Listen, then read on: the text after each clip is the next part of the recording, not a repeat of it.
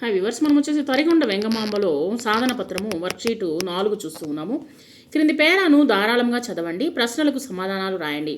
ద్విపద రచన వెంగమాంబకు ఇష్టము.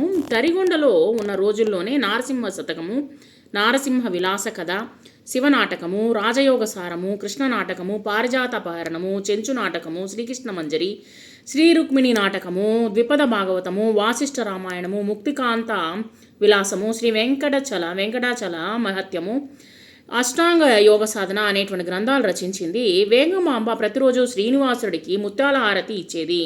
అందుకే తాళపాక వారి లాలి తరిగొండమ్మ హారతి అనేటువంటి నానుడి ఏర్పడింది. ఆంధ్రదేశం గర్వించదగినటువంటి భక్త కవయిత్రి తరిగొండ వేంగమాంబ. వేంగమాంబ రచించినటువంటి ఏవైనా 6 గ్రంథాల పేర్లను రాయండి. నారసింహ శతకము, నారసింహ విలాస కథ, శివనాటకము, రాజయోగ సారము, కృష్ణ నాటకము, పారిజాతాపహరణం. తాళ్లపాక వారి లాలి నానుడిని పూర్తి చేయండి. తాళ్లపాక వారి లాలి తరిగొండమ్మ హారతి అనేటువంటిది నానుడి అనమాట. పై పేరాలో గల సంయుక్తాక్షరాలను రాయండి.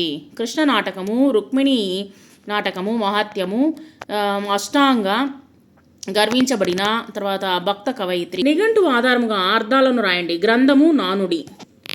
గ్రంథము అంటే పుస్తకము, నానుడి అంటే సామెత లేదా లోకోక్తి. గీతల్లో అందంగా రాయండి. భారత కోకిలగా పేరొందినటువంటి మహిళ సరోజినీ నాయుడు. నీట్గా రాయండి. భారత కోకిలగా పేరొందినటువంటి మహిళ సరోజినీ నాయుడు.